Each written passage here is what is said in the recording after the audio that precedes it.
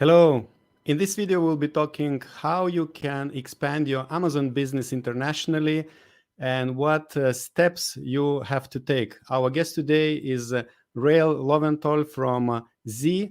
It's a company which helps Amazon sellers and e-commerce business owners to expand globally. We'll talk about it very shortly. This session, I wanted to remind that is sponsored by Getida. They provide Amazon FBA auditing and reimbursement service for Amazon sellers to get the money back, to claim money back from Amazon. Check the link below in the description. Also, the Z is a company which can help you. They are full, complete compliance and customs and logistics service for e-commerce business owners. And one of the representatives are in this session as well. So you can ask questions and you will find the link below in the description if you want to visit them.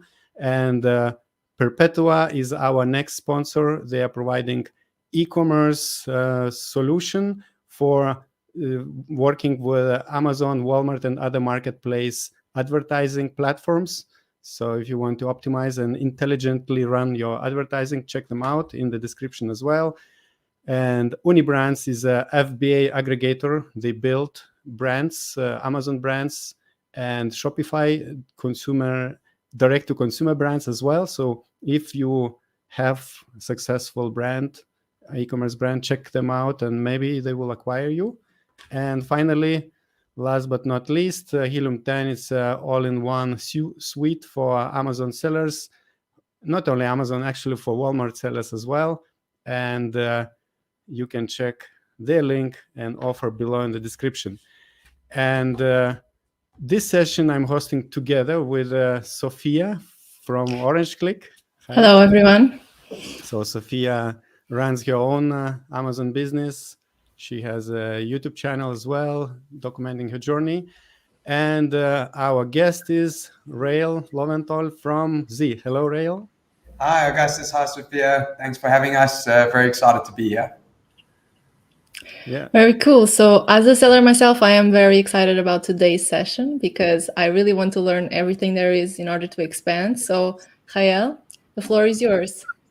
Excellent. And before you jump to the screen, please introduce to Z and to yourself, so that we have some background. Perfect. Will do. Thanks, Augustus. Sophia, really great to be here today, obviously as one of the sponsors as well of the event. We've worked very closely with Orange Click. I think the value that Orange Click brings to the e-commerce world, specifically around Amazon sellers, is really invaluable. And we're excited to partner with them and obviously try and bring some value today to you as the audience. Maybe just a bit of an introduction. So Z, we are a e-commerce focused compliance, import of record, and logistics specialist. Our core service is to help e-commerce merchants expand into territories where they aren't necessarily located. A little bit of our history: we form part of a larger group of companies called the VAT IT Group, which has been around for about 25 years. It has various businesses under its umbrella, one of them being an import of record business. And we've been doing this in various industries for the last 10 years. Some in the technology industry, helping companies get their networking and data server equipment into over 200 countries around the world. We also focus a little bit on the medical sector, helping pharmaceutical companies get their clinical trial and other medical equipment into destinations where they do not have a physical presence or legal entity. And then Z, which is our e-commerce focused business, then I'll get a little bit more into detail around exactly what we do and how we do it. But like I said, our core value, our core service is to help e-commerce merchants sell their profitable products in new countries. So the title of the presentation, so I suppose maybe a little bit of background on myself. I think that Augustus asked that as well.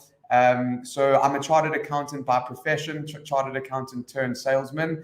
I worked for 3 years in an investment bank, both in Johannesburg in South Africa, as well as in the UK in London. I helped clients get access to both debt and equity financing, both in the small to medium enterprises, as well as in the larger corporate space. I realized that banking although it gave me some great experience in the business world, it wasn't exactly where I wanted to be. I joined our larger group and helped them basically become one of the founders of Z and help build Z out as a business. My core responsibility is new client acquisition, as well as maintaining existing client relationships, and then doing a podcast here and there. Great. So the idea behind today's presentation really is to give the audience some actionable items or insight into what it means to be an international seller, specifically around Amazon. Obviously to give some insight into how Z fits into that process, but most importantly, for the audience to take away some learnings, some things maybe that they didn't know, and some things that they could maybe take into their business and help improve some of their supply chain processes.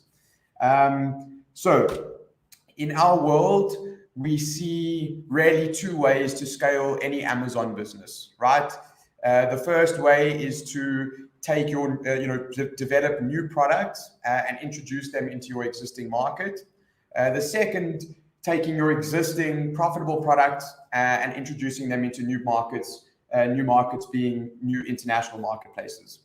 If we talk a little bit about the development of new products, and the sellers on this live stream will know, this is often an administrative process. It requires product design. It requires negotiation with manufacturers, raw material sourcing, actually checking demand for whether that product will sell. There's no guarantee that actually becomes a profitable product once it's introduced into the existing market. So, that way to grow your business can be quite complex. It can be lengthy. It requires quite a lot of moving parts. The second lever for growth in your Amazon business is to take the existing profitable products that work in your existing marketplace and introduce them into new marketplaces. Our experience in the industry has shown that, people kind of think that different countries are very different. Now, while they might be different by geographical location or language or potentially a bit of culture, consumers, especially for the goods that are the best sellers on Amazon, very much behave in a very similar way. What I mean by that, we kind of want the same products for our bedrooms, our kitchens, our electronics, our accessories, our cosmetics, our pets. That doesn't really differ much by territory. So we are very much of the view that if you have a successful, profitable product in your local marketplace, there's no reason why it shouldn't be profitable in another. And the purpose of this presentation is really twofold. One is to present the opportunity for international selling, and then to give you some insight into the steps or the items that you should be thinking about before you start selling internationally. Great. So why would any Amazon seller or any seller want to actually scale their business? We see really two reasons for this. The first is they would scale and grow their business for ownership into perpetuity. This is to support their lifestyle and their economic participation.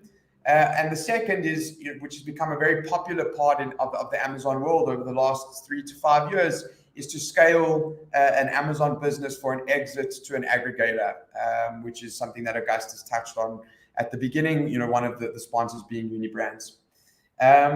So the truth is that Amazon aggregators have various different business models to scale Amazon brands, but one of the key models in which they do this is they take fewer, or they prefer to acquire businesses that have fewer compliant, profitable SKUs and introduce them into multiple marketplaces. It makes the inventory management much easier, and it actually can result in you having an increased valuation. So you as a seller, whether you want to exit to an aggregator or not, you should be following the same model that some of the best in the industry are actually following to scale Amazon brands. So the next slide really is a geographical representation of the different, or the major Amazon marketplaces in the world currently. The sizes of the flags are meant to indicate the sizes of the markets. And this kind of just gives you a little bit of an overview of really what it looks like on a map. In a little bit more detail, the next few slides indicate the different marketplaces by revenue on Amazon. So just as a caveat to this, the number presented in these slides includes all of the revenue streams of Amazon. So it would be sales from the products that they actually buy to sell, like from vendors, third-party seller revenue, so the percentage of the revenue that they take from third-party sellers on their platform, as well as AWS and other advertising revenue. But the idea here is just to give you some insight into how Amazon is growing in various marketplaces. So obviously where Amazon was founded in the US, it's by far its largest marketplace, and it did just over $300 billion in turnover just in the US alone in 2021. So you can see a nice, sort of exponential growth over the last 5 years. The second biggest marketplace is Germany. It came in at just under $40 billion in turnover. It again showing quite a good growth trend, similar to the US. That the demand for Amazon products, be it either retail products or web services, is increasing in the different marketplaces. The third biggest being the UK at just over $30 billion in turnover, again showing nice growth over the last 5 years. Japan coming in at a third, and then the slightly smaller marketplace, it's a little bit newer, but again in Australia growing from $250 million in 2017 to $2 billion of revenue in 2021. So showing some really, really good growth there. The most important slide, I think, on behalf of this audience is that the share of revenue from third-party sellers on the Amazon platform is 60%. So what that means is that of all the goods that are sold in 2021, of all goods sold on the Amazon platform, almost 60% of those products are sold by third-party sellers. So the majority of products sold on Amazon come from third-party sellers, not from Amazon themselves. Okay, so what's on the agenda for today? These are the thinking points and the talking points to think about when deciding to sell internationally. So it's split into 3 parts. It's compliance, it's import of record, and it's logistics. So we'll get right into it. From a compliance point of view, we see compliance as being split into 2 parts. The first is your entity compliance, and then the second is your product compliance. So when we talk about entity compliance, we mean, have you considered the VAT registration or GST registration in the target country that you're looking to go to? In many marketplaces like the UK and the EU, as well as Dubai, a VAT registration is actually compulsory, a legal requirement before you as a seller can actually import goods into that particular country for sale. It gives you the ability to trade in that destination country. The second being an EORI registration. This is very specific to the UK and the EU, and it's basically an identification number with local customs as being an importer in that country. There are various providers out there that assist with both the registrations as well as the ongoing filings. If you're a UK-based seller, you'll be quite familiar with VAT and how the actual system works. If you're a US seller, you may not be as familiar with it. The US sales tax system works quite differently to the VAT systems that work quite similarly in other countries. Each country is quite specific. As Z, we can help guide you along the way as to what are the specific requirements for the specific countries. But the point of this slide is to actually just drive home the point that if you are looking to sell internationally, one of the first things that you should be thinking about is the VAT registration or tax registration requirements of the destination country.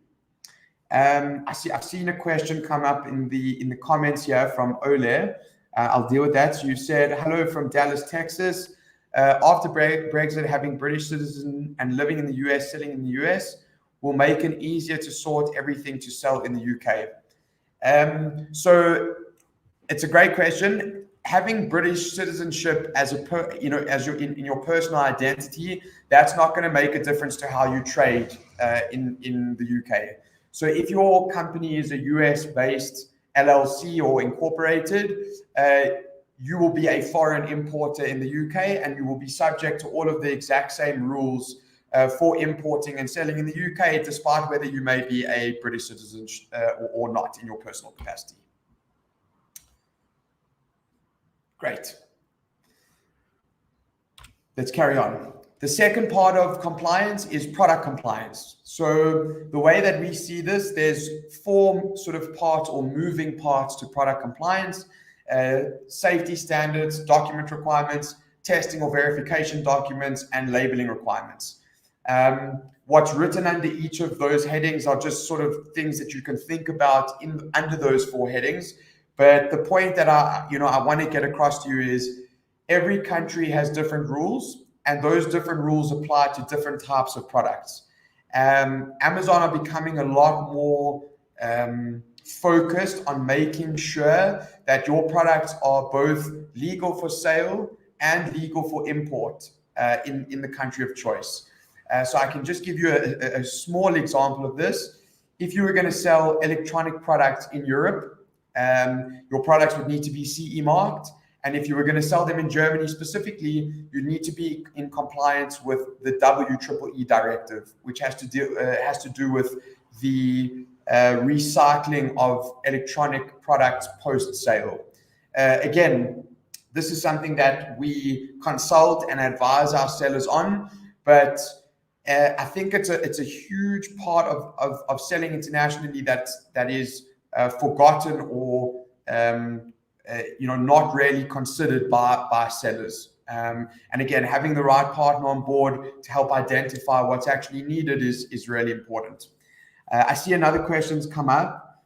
I think. Do you recommend sending directly to? Yeah, okay. I thought we can suggest that we do Q&A at the end of your presentation, or unless you think it's directly to the slide, related to the slide, so that I have to read it out loud in order to see how. So we will take care of all the questions at the end of the presentation. Yeah, that's fine. Happy to do that. Okay. Yeah. Cool. Okay, great. So yeah, just a short summary. When you're looking to sell your products in a new country, your products will be subject to legal for import and legal for sale requirements. It is something to consider. And those legal for sale and legal for import requirements are split into 4 categories, being safety standards, what are the documents that are required, do you have any testing or verification documents on hand from your manufacturer, and have you considered the different labeling requirements for the different countries.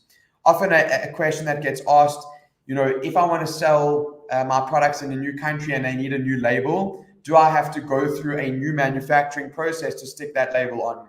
The truth is you don't. Your products can go through the same manufacturing process, and you can just get your manufacturer to print a new stick-on label that goes over the initial label that would have been for your first country, which obviously makes that process quite a lot simpler. And again, I think last point on this slide, very important to engage with your manufacturer on the type of documentation that they have that's related to your products. Great. The second part of the, what to consider when going internationally is indirect representation, or what is known as importer of record.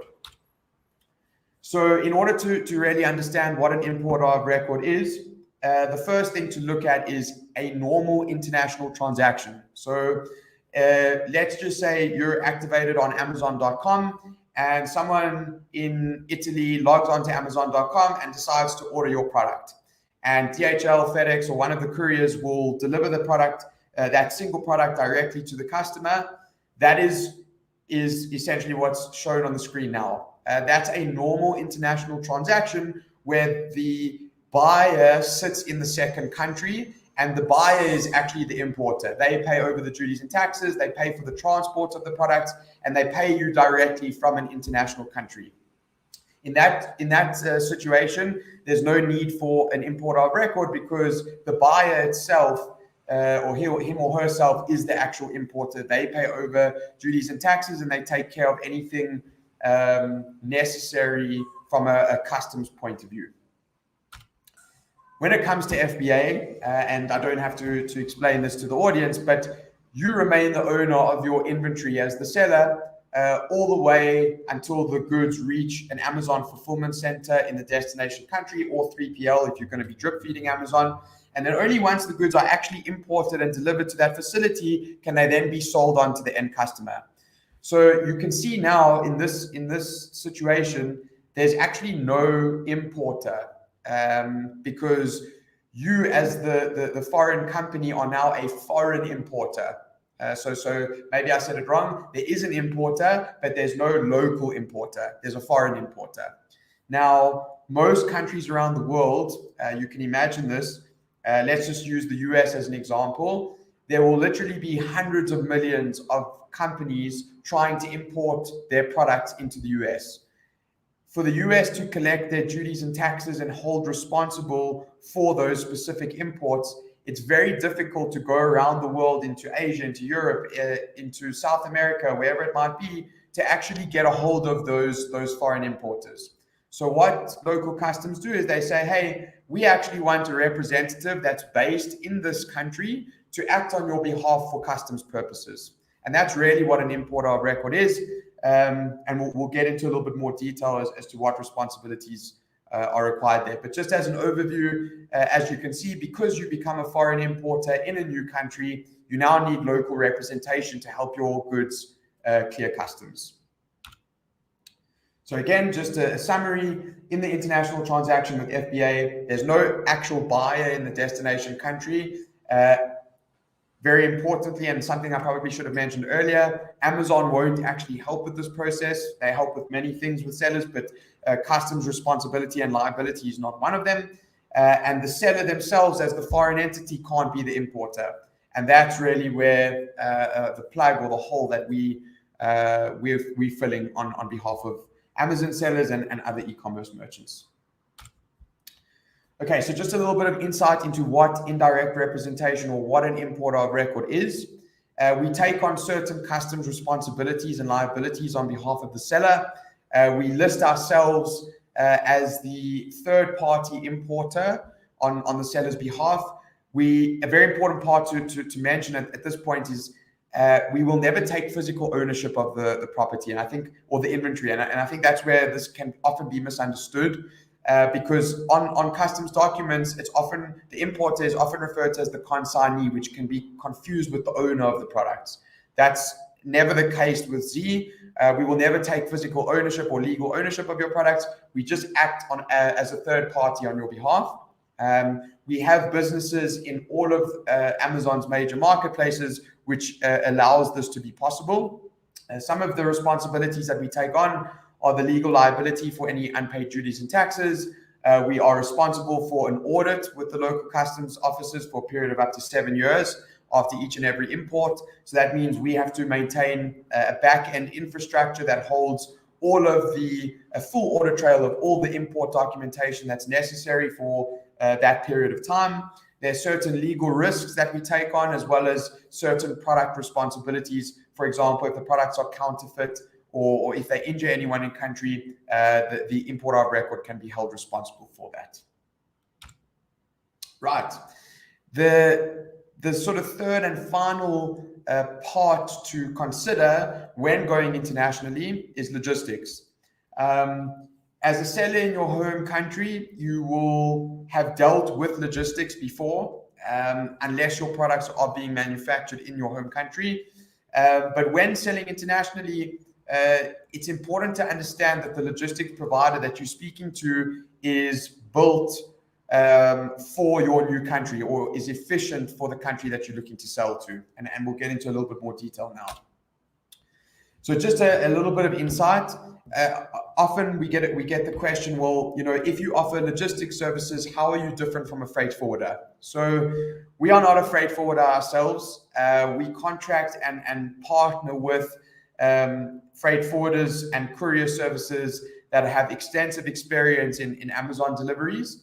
And really, a freight forwarder is responsible solely for the pickup, international and local delivery of your inventory. They don't get involved in customs compliance and making sure that the goods actually clear customs successfully, we experience this on a day-to-day basis where customers will come to us and say, hey, I sent a package to the US, it's stuck at customs, I'm not sure why, they're asking for an importer.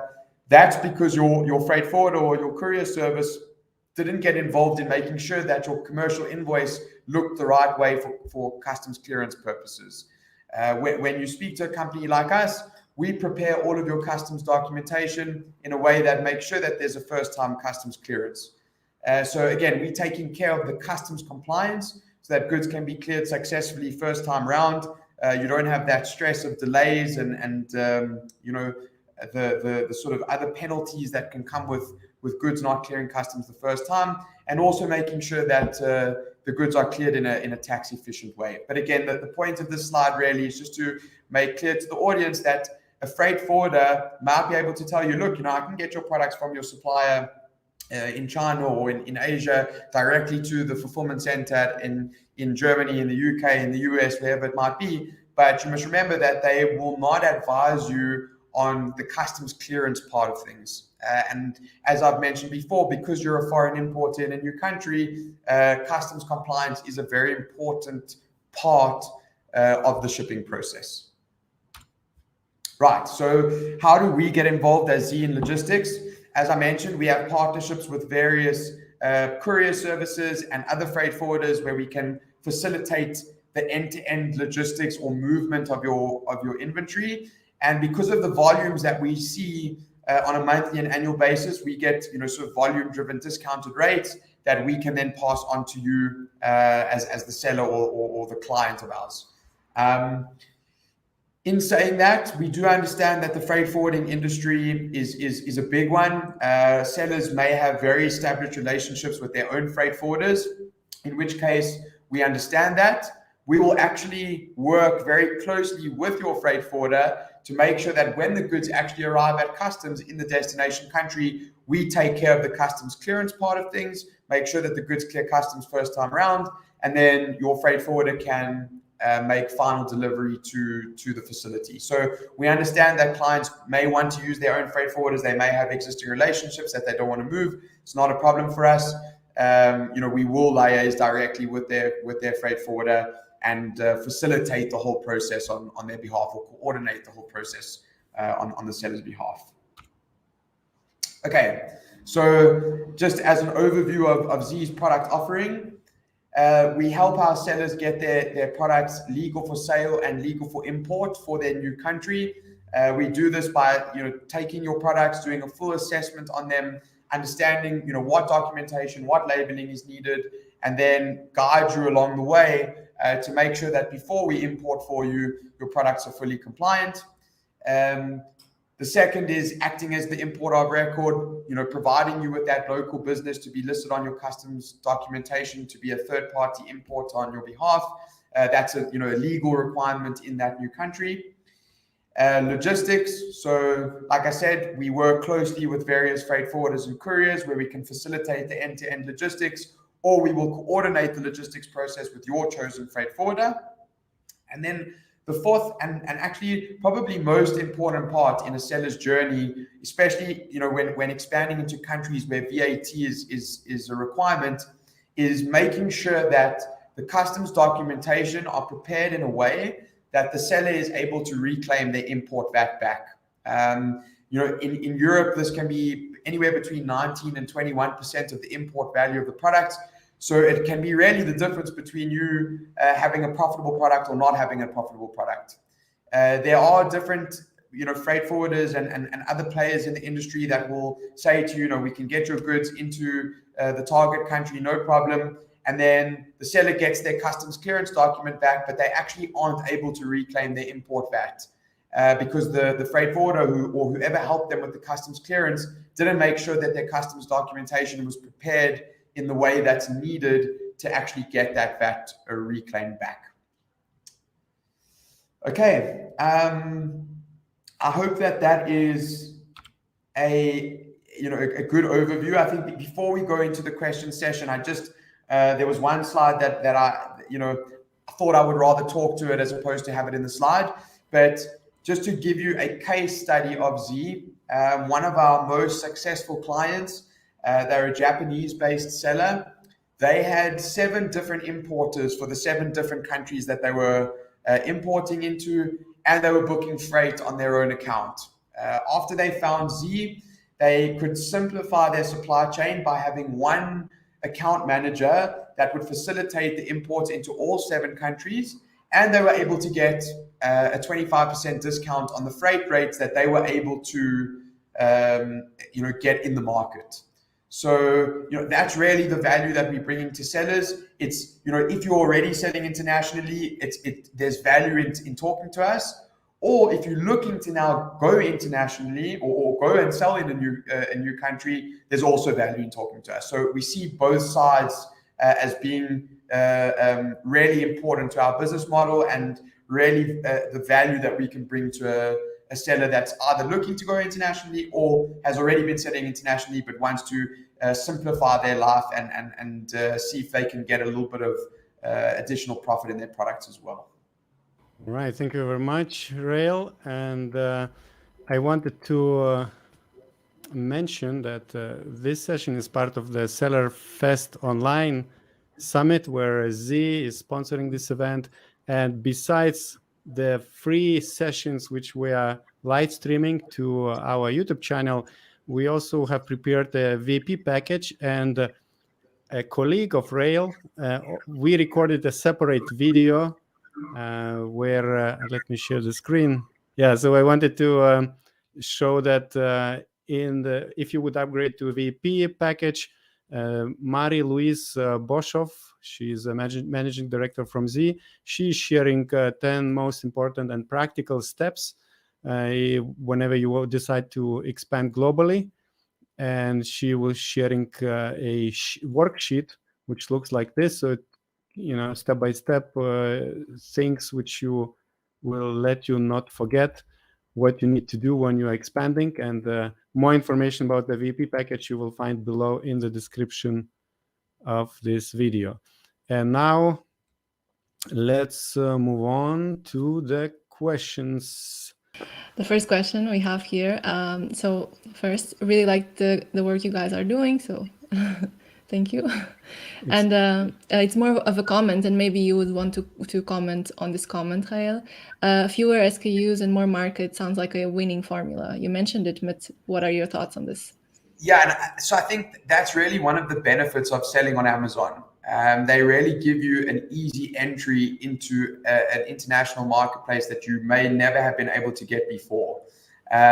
So there's a lot of I certainly understand that there are many other aspects to a seller's life, and just navigating Seller Central on its own can be a full-time job. But again, that kind of that process is worthwhile if you want to scale your business internationally, and you realize that there's actually a market for your products in over 13 marketplaces that Amazon are offering their services. All right. We have one more question. Let's see. Do you recommend sending directly to the third-party international country from your supplier to avoid paying duties twice? Once coming into the US and the second time into the international country? It's a fantastic question. I'm really glad it was brought up. So Leon, thank you for that. Again, one of the things that we do is we will actually consult our clients to help them set up their supply chain in the most tax efficient way. So a lot of the time, the simple answer to the question is you should be sending directly from your supplier to the international country to avoid paying duties twice, without a doubt. There are some cases where, based on the shipping volumes that you're doing to your home country, even the discount that you get on your freight actually makes up for the duties that you may pay twice. But 9 times out of 10, you should be shipping directly from your supplier. And when you are shipping from your supplier, you need to make sure that your supplier can package and label ready for FBA. And if they can't, then the delivery needs to be made to an FBA prep facility so that the goods are packaged and labeled for FBA so that they can be delivered to an FBA center in the international country. But the answer is yes, that's the most tax efficient way of setting up your supply chain. We have a lot of other questions. So how many products would you recommend starting with? Look, each seller has a very different profile, and I'm definitely not one to tell you how to run your business. I think that choosing your top sellers, I would say top 3, to start with is often a good strategy. You also have to take into consideration the stock limitations that Amazon are going to place on you for entering a new country. So based on that, again, each seller's profile is different. If generally speaking, if you're entering a market for the first time, the stock limitation is between 250 and 300 units.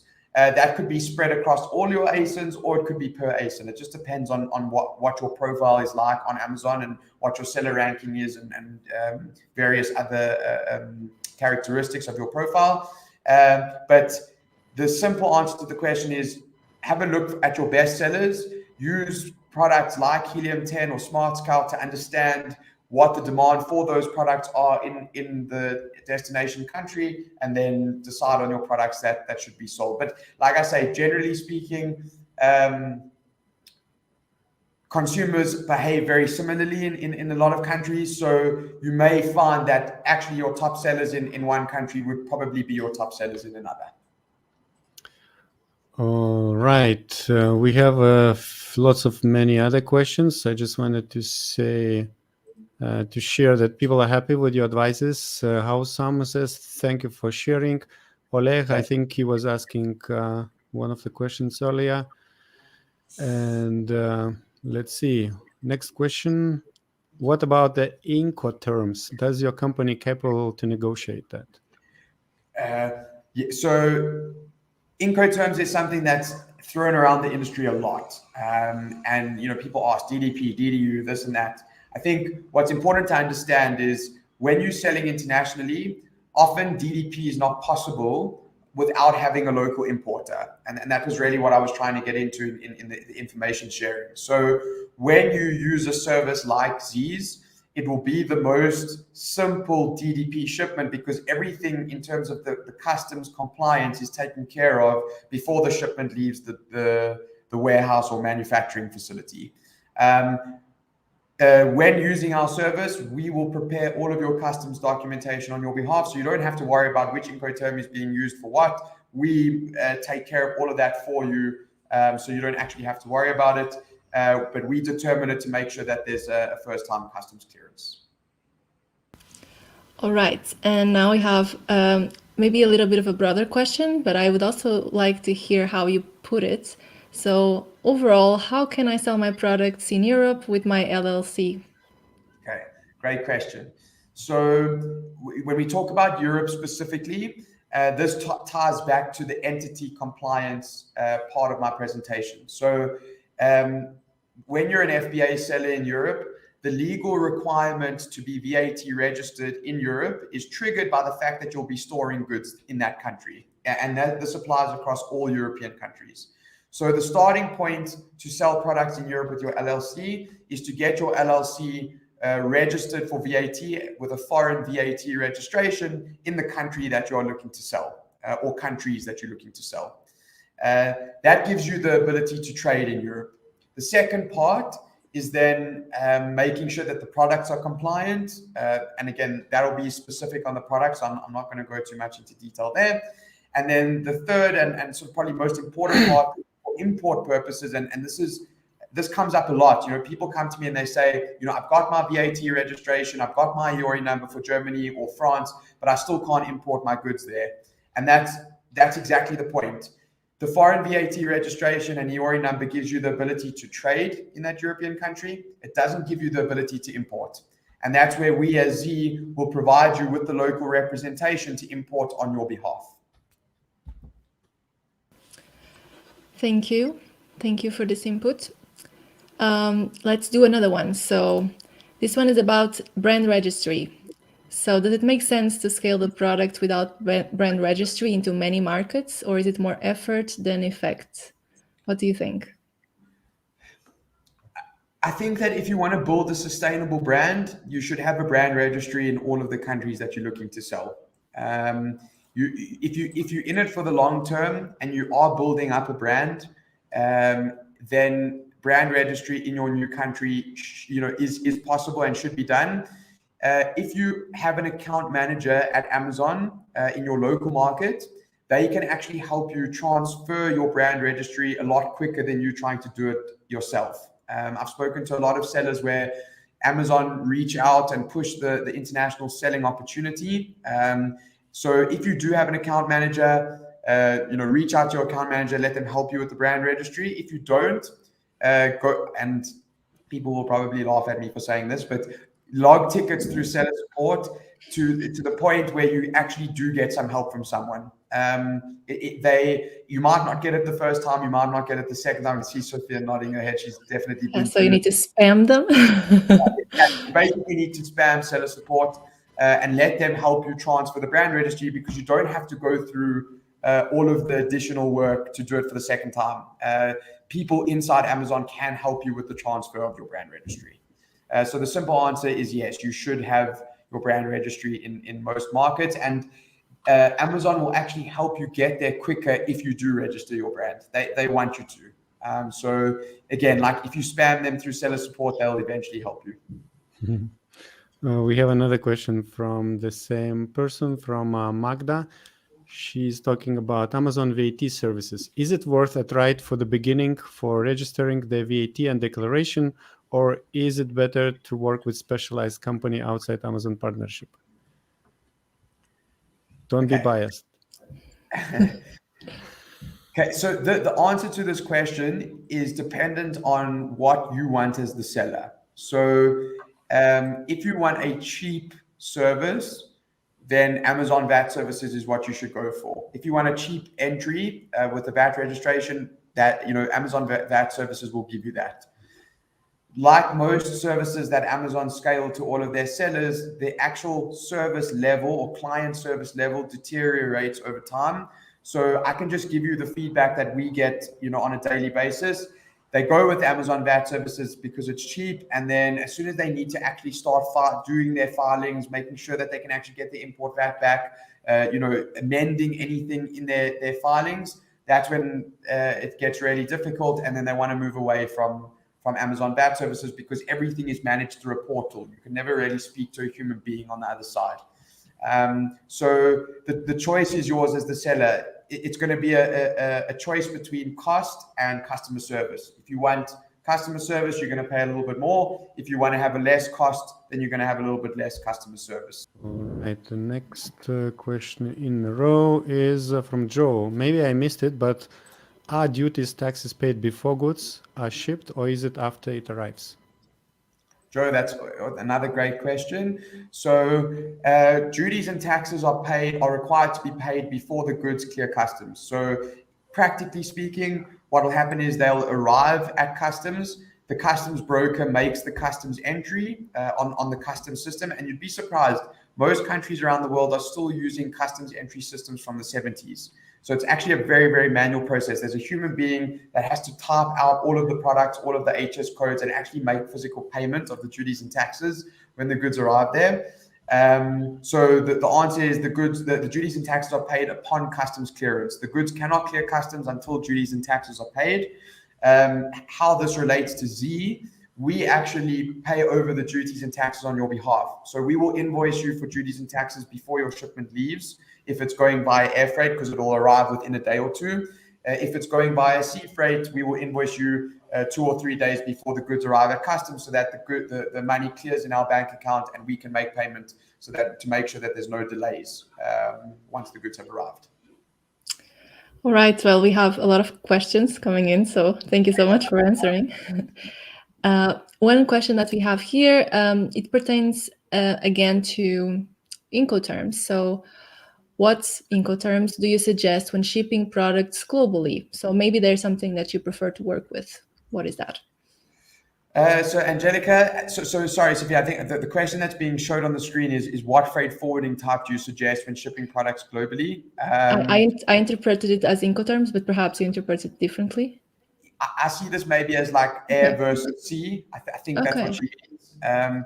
So again, that's going to depend on two things: your product type and the speed at which you'd like to get your products or three things actually: the speed at which you'd like to get your products to the destination country, and the volume. So how many of those products would you like to ship? So, if you want to ship a full container loads worth of product, then air freight doesn't make sense for you. But if you want to ship more frequently, smaller, sort of lighter shipments, then air freight is for you. We can help guide the seller based on, and if I take a step back, that was why in my presentation I had, is the logistics provider, or has the logistics provider considered what is necessary for the country that you're looking to go to? Because the freight forwarder might say to you, hey, you should send a sea shipment of 10 pallets. But if you've got a stock limitation of 350 units, then 10 pallets doesn't make sense for you. You should be sending 10 or 15 cartons, get the products into the Amazon Fulfillment Center, start turning your stock. And as that happens, so your stock limitations increase. Once those stock limitations increase, then you can pivot away from, let's say, air freight and move to sea freight, where you can ship bulkier shipments. So you need someone on the other end that actually understands what are your products, how many of them can be shipped at any given point, and what is the appropriate method that matches those two considerations. All right. And does every country has a VAT reclaim?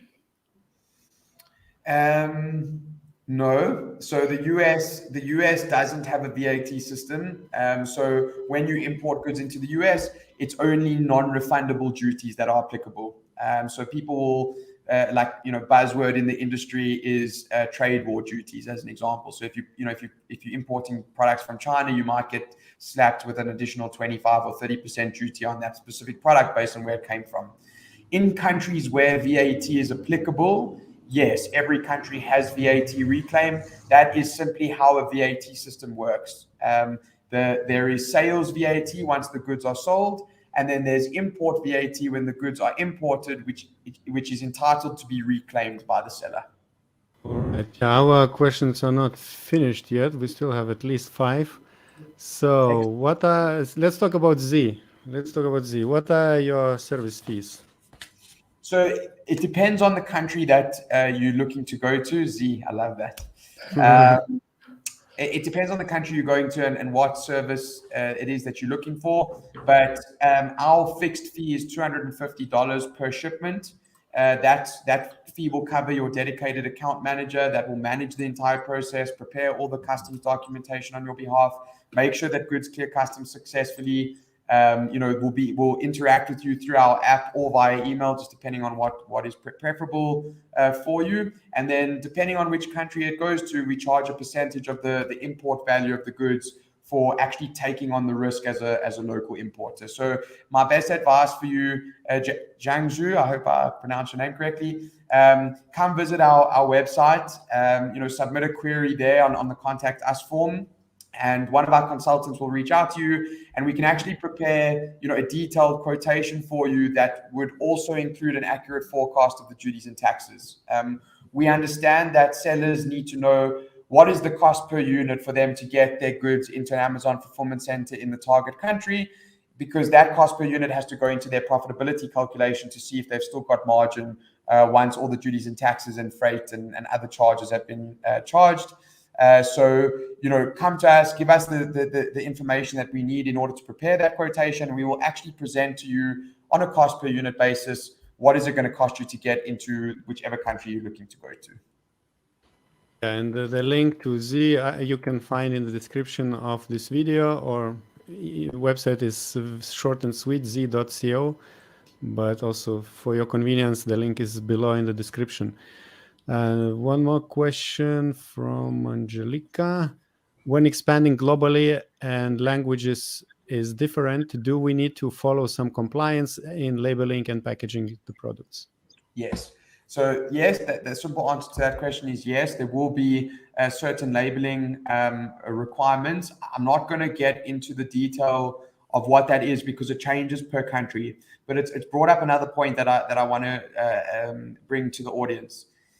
When you're looking to expand internationally, there's 2 things that you need to consider with your listings. And the first is a translation of your listing, and then the second is a localization of your listing.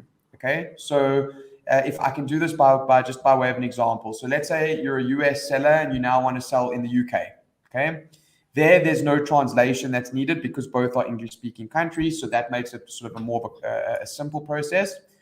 What I mean by localization of listing is as follows. Let's say you sell coloring in books, just as an example. In the US, they spell color C-O-L-O-R.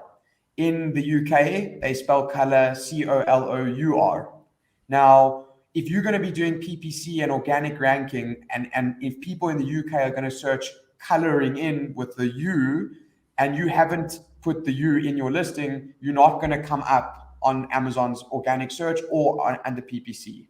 So there are different companies out there that can help you with the localization of your listings. But again, it's just something to consider. Slight nuances, it's not a big deal, but it is something that you need to consider before you do your listing in that country. It shouldn't just be a copy and paste exercise. And then second to that, if you're going to go into a country that speaks a different language, then a translation of that listing is very important. Don't use Google Translate to do that because you will get the nuances in language wrong.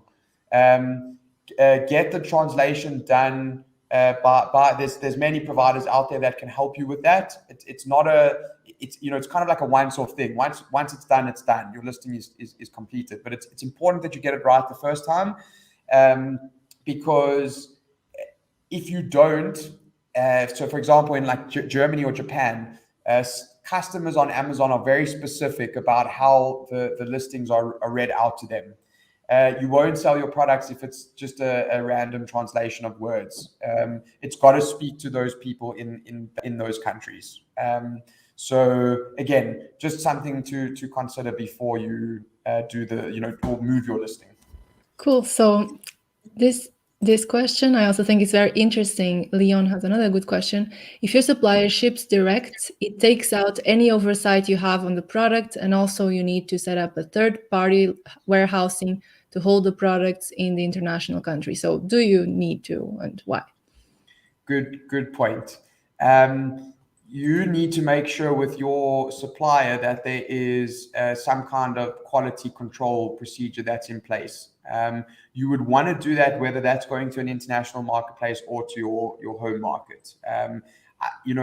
If you're importing thousands of units at a time, you're not going to be, even if it's into your home country, you're not going to sit there checking every single one of your units to make sure that the quality control is there.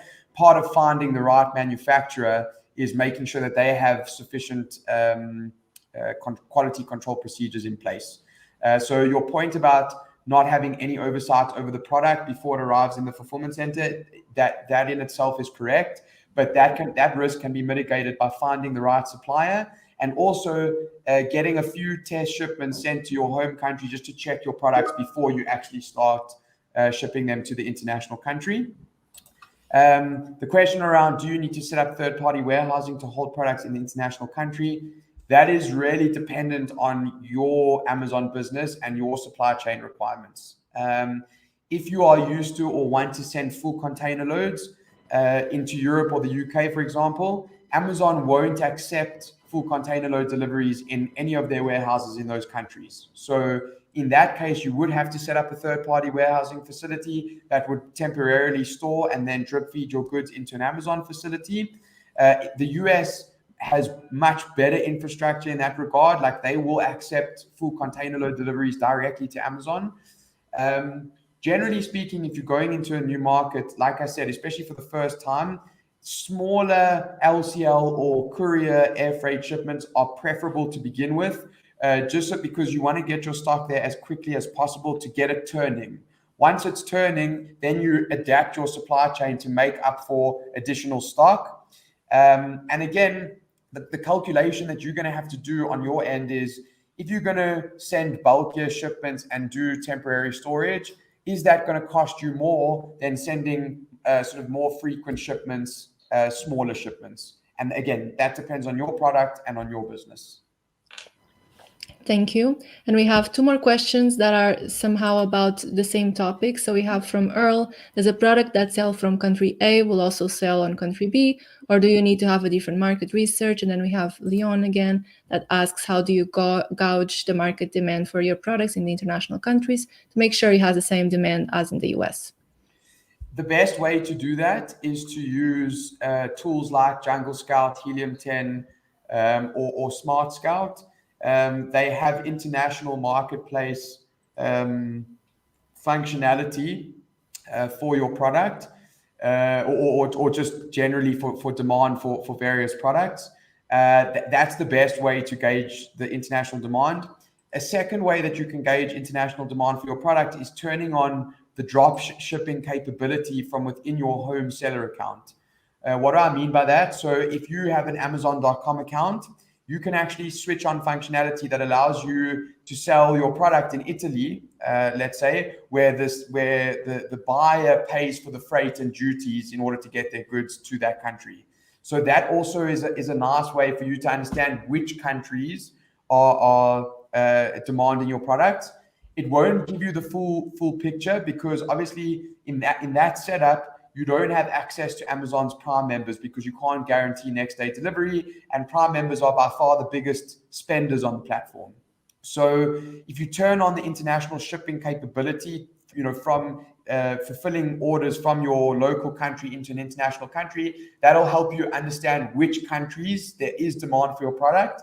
The volume of demand is better found using data analytics tools like Helium 10, Jungle Scout, and Smart Scout. I wanted to ask Rael, do you still have time for answering a few more questions? We still have absolutely. Yeah, people are really loving the content. Thank you, all of you. Oh, thank you. Very informative session. I didn't say anything myself, actually. Thank you, Rael, for such valuable information. Great. Now, next, when selling globally, how do the Amazon fees compare to US FBA fees? Leon's got all the good questions. Okay, so again, this is going to depend on the marketplace that you're going to. I can talk specifically to the UK and Europe because that's really a lot of where our business is focused. The seller fees are slightly higher in the UK and Europe for two reasons. One, Amazon base the percentage that they charge for the fulfillment of your product of an amount of the retail price inclusive of sales VAT. So if your price is, let's say, 10 euros, there's going to be 19% added to that 10 euros. And then that end price is what Amazon charge their fulfillment fee on. In addition to that, Amazon also have to charge you VAT on their fulfillment fees. So again, that divvies up the fulfillment charges a little bit. In saying that, in a country like Germany, for example, and I'm not sure if there are any German sellers on here, and maybe they can also comment, but German customers see value in products partly based on the price of the product. So a higher priced good perceives better value in a country like Germany. So you shouldn't be afraid to increase your prices in a market like Germany because the end consumer actually obviously your product has to be good of a good quality. That's without a doubt the starting point. But it can sell for more than it would in the US because there's the perception of better quality is linked to a higher selling price as well. Great. Few more questions, and I wanted to remind to the people watching that while Rael has a short break of a few seconds, that if you're enjoying the content, don't forget to click the like button below this video, subscribe to Orange Clicks channel. So one more question to go. RWSD is asking, well, she is claiming that it's a great presentation. What was the biggest roadblock? It's a good question. You have faced bringing products international in other places. I think I would say the biggest stumbling block or the biggest blocker, let's put it this way. The two things that scare sellers from going internationally are tax compliance and product compliance. Because you're entering a new market that you may not really understand as a country from just a legal perspective, that's generally the biggest blocker.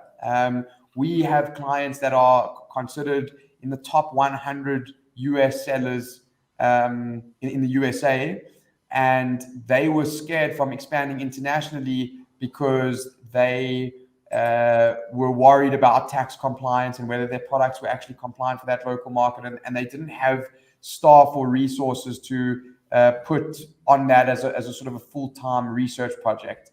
Then they found a company like ours where they got to outsource that problem in inverted commas, and then we got them selling in Australia, for example. So tax compliance and product compliance are probably the biggest roadblockers, and with a service like ours, we can help you navigate through that without you having to allocate any additional resource to it. So, Rich asks, why can't I sell my products and why am I paying heaps of fees and not taking any money? So, what can he do to optimize his sales? I think there's two things that need to be considered in that question. Have you priced your products appropriately for the market that you're selling them in? At the end of the day, every seller is in business to make a percentage profit on the cost or retail price of their products.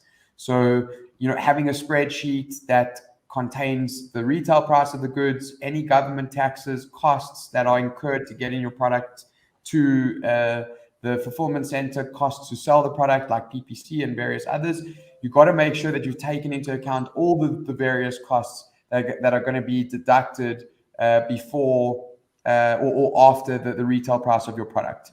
That will make sure that you actually do make money. Why are you paying heaps of fees?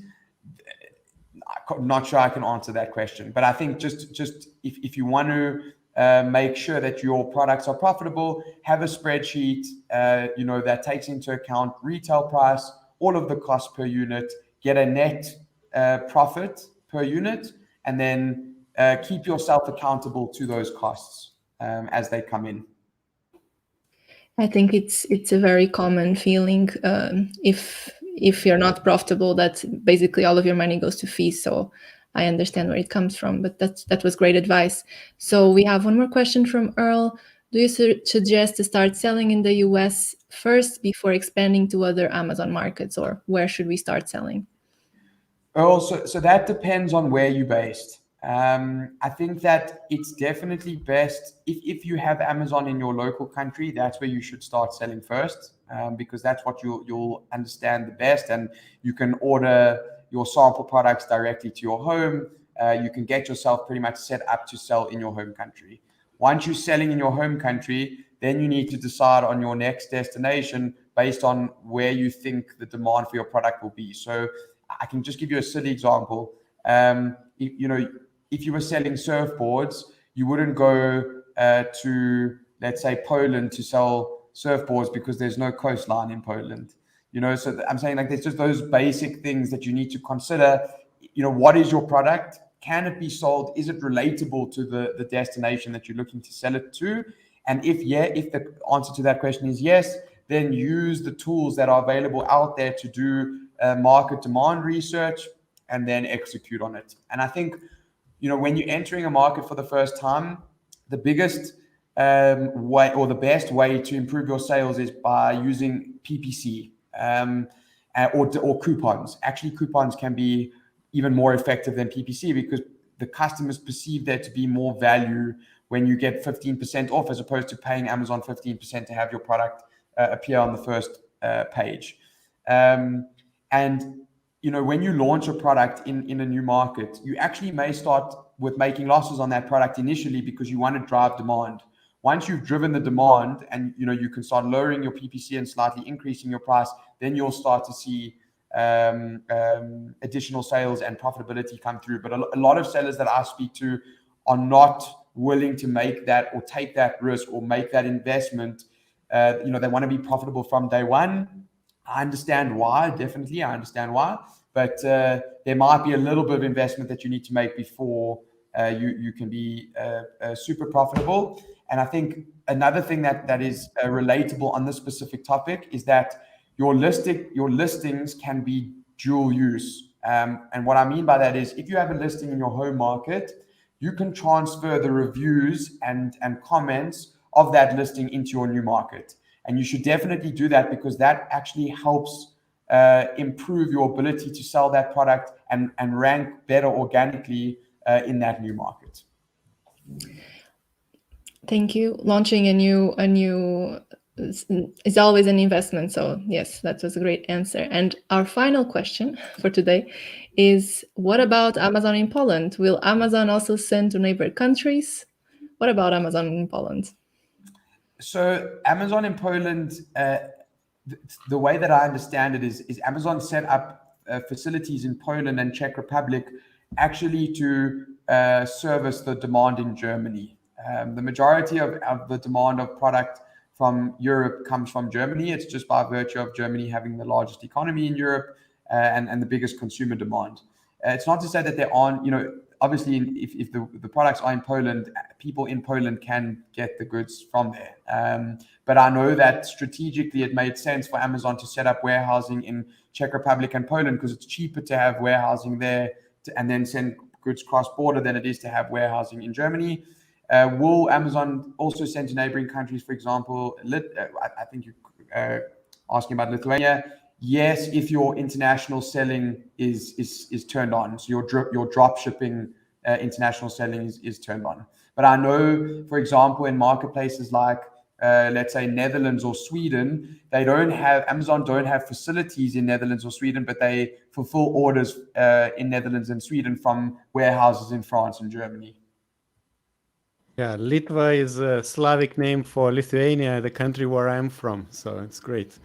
My ancestors are actually from Lithuania, from Vilna as well. Cool.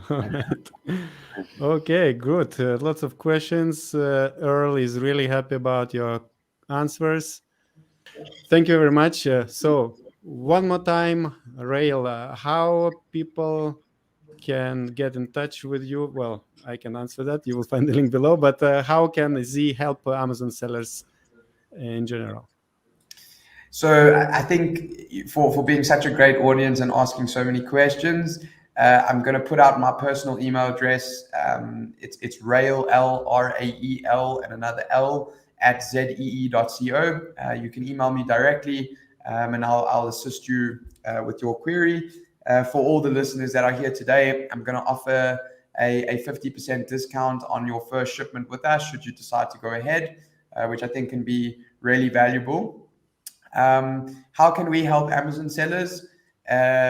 We can help you scale your Amazon business into international marketplaces by simplifying your supply chain, helping you with all of the compliance requirements, and hopefully bringing you some discounts in your logistics network. Right, perfect. So okay. So one more reminder to the people who are tuning on Monday today that in a few hours there will be a networking event. So tune in there, check the email notifications. Thank you, Sophia.